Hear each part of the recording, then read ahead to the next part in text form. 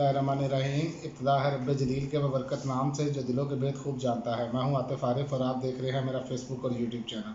नाज़रीन, आज हम बात करेंगे जो मुल्क का मजमूई कर्ज है वो 592 खरब 40 अरब रुपये तक पहुंच गया है और मार्च के आखिर में मुल्क का मजमूई सरकारी कर्ज 592 खरब 40 अरब तक पहुंच चुका है, जिसमें 350 खरब 7 अरब रुपये का मुल्की कर्जा और 241 खरब 7 अरब रुपये गैर मुल्की कर्जा है।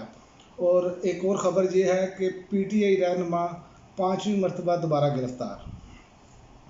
अली मोहम्मद खान साहब को मर्दान की इस्तेदाद दहशतगर्दी की अदालत ने 9 मई के वाक़यात में नामजद तहरीक इंसाफ के रहनुमा मोहम्मद अली खान का नाम केस से खारिज करके रिहा करने का हुक्म दिया, लेकिन रिहा होते ही एंटी करप्शन यूनिट ने गैर कानूनी भर्तियों के इल्ज़ाम में इन्हें दोबारा गिरफ्तार कर लिया। अब मैं आपको कानून का दोहरा मेयार चेक कराता हूँ। दूसरी जानिब आप देखें कि नैब तरमीम, आसिफ अली जरदारी समेत दीगर अफराद के खिलाफ रेफरेंसेस की वापसी, साबिक सदर और पीपल्स पार्टी के शरीक चेयरमैन आसिफ अली जरदारी और दीगर मुलजमान के खिलाफ जाली अकाउंट केसेस पर समाअत एहतसाब अदालत में हुई, जहाँ अदालत ने 4 रेफरेंसेस कानून में जो नैब कवानीन में तब्दीली हुई है उसकी वजह से वापस भिजवा दिए हैं। एक तरफ आप देखें कि एक बंदे को अदालत रिहा कर रही है और उसे गिरफ्तार कर रही है। ये नैब का दौर, ये हमारे कानून में कैसे दोहरा मेयार है।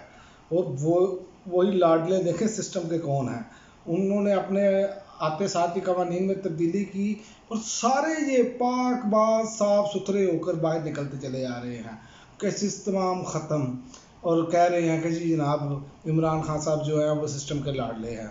हालांकि उन पर अभी सब के सब बोगस केसेस हैं, अभी तक उन पर ट्रायल बाकायदा शुरू नहीं हुआ और इन्होंने चीखो पुकार शुरू की रखी है।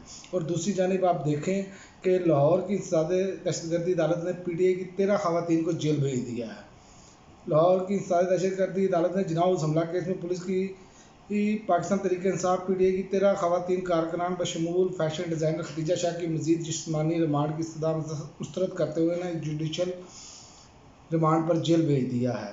और आपको ये मालूम होना चाहिए कि इससे पहले कि अमेरिका ने भी इस पर आवाज़ उठाई है कि खदीजा शाह के मामले पर और कौंसल तक रसाई जो है वो, और उन्होंने कहा कि हम देख रहे हैं। ये इसी वजह से जुडिशल होना भी जो है वो बनता था, क्योंकि ये प्रेशर आना शुरू हो गया था ख़वातीन के हवाले से। लेकिन दूसरी एक और मैं आपको बात बता दूँ, वो ये है कि ये जो ख़वातीन हैं इनमें सनम जावेद हैं, इनका जेल में भेजने का वो बार बार उनके वालिद ने भी एक मैं देख रहा था उनका प्रोग्राम, उसमें वो आकर बता रहे थे कि मेरी बेटी को जो नाम है वो मरियम नवाज़ साहिबा के कहने पर डाला गया है और कहा गया है कि मरियम नवाज़ साहिबा से वो माफ़ी मांगे फिर उनकी रिहाई होगी। ये बात जो है ना बड़ी लम्हा फ़िक्री है। उसकी वजह यह है कि सियासी मुखालफत इस हद तक नहीं जानी चाहिए। और दूसरी एक और बात ये भी है कि अगर सनम जावेद साहिबा जैसे ख़बरें सामने आ रही हैं तो इलेक्शन से पहले उनकी रिहाई होती है तो मरियम नवाज़ साहिबा के लिए मसला भी बन सकता है। उसकी वजह यह है कि सनम जावेद साहिबा के बारे में तहरीक इंसाफ में ये आवाज़ पाई जा रही है कि वो जो है ना उनको मरियम नवाज़ के सामने टिकट दिया जाए, इलेक्शन लड़ाया जाए। और मरियम नवाज़ साहिबा के लिए ये बहुत ज़्यादा मुश्किल हो जाएगा, क्योंकि सनम जावेद साहिबा जो है वो तकरीर भी अच्छी करती है मरियम नवाज़ साहिबा से। और ये भी मैं आपको बता दूं कि उनके पीछे कोई सियासी बैकग्राउंड नहीं है, उनका टैलेंट है और टैलेंट हमेशा शिकस्त देता है।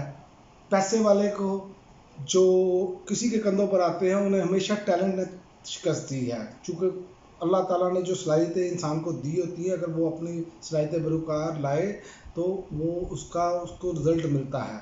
इसीलिए ये भी खौफ है जिसकी वजह से वो उन पर ये केस डाला गया है, जो उनके वालिद के बकौल जो बात कर रही हैं।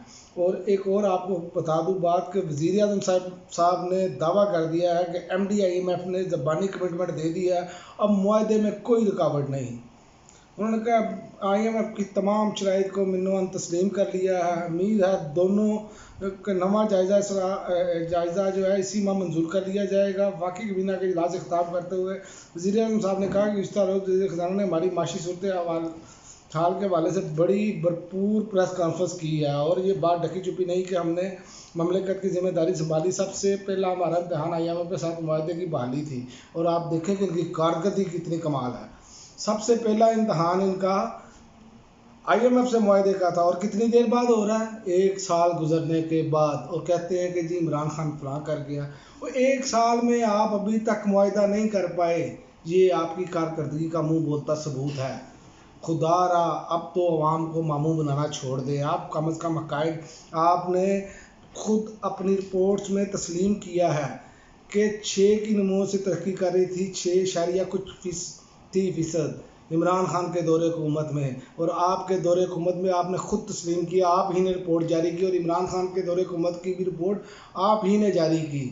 अब कौम आपकी बातों में इसलिए नहीं आती, आप कम अज़ कम सच बोलें कौम के साथ। ये बार बार इमरान खान पर ना डालें या पिछली हुकूमत पर ना डालें या आप पीपल्स पार्टी की हुकूमत पर ना डालें, आप अपनी कारकर्दगी अब दिखाएं। यही बात आप इमरान खान से कहते थे कि बहुत सारे आपके जो दानश्वर है ना, वो आगे यही कहते थे कि भाई आप उनका छोड़ दें, उन्होंने पैसा लूटा, आप अपना बताएं। इमरान खान की कारकर्दगी का तो सबको पता लग गया कि क्या क्या माशी और हिसाब से हमारे पास हम कहाँ पे जा रहे थे, और आपकी कारकर्दगी का भी अब दुनिया को पता चल चुका है। और आखिर में मैं आपको एक ये अफसोसनाक खबर देता चलूँ कि ये खौफनाक इसलिए है कि क्योंकि समुद्री तूफ़ान हाइबर जो है ने पाकिस्तान और भारत का रुख कर लिया है।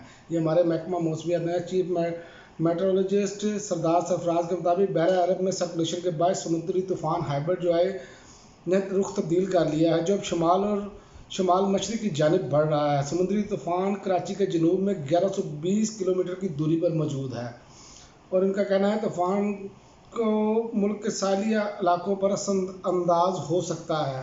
और अल्लाह ताला इससे महफूज रखे हमारे तमाम पाकिस्तानियों को भी और बाकी भी तमाम इंसानों को, क्योंकि ये जो तूफ़ान है ये तबाही बहुत मचाता है जब टकराता है।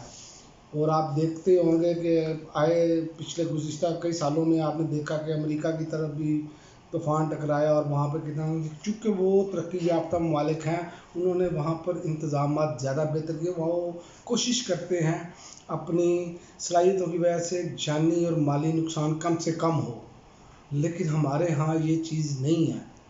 इसलिए हमने ना ही कभी इस पर इतनी लंबी प्लानिंग की है, क्योंकि इन इलाकों के जो आप देखें मगरब में जितने ममालिक हैं उनके जो इलाके साहिल समुद्र के करीब है, वहाँ पर हिफाजती इक़दामात भी उन्होंने उसी तरह से रखे होते हैं और अलर्ट जारी रखते हैं, वो इस पर नज़र रखते हैं।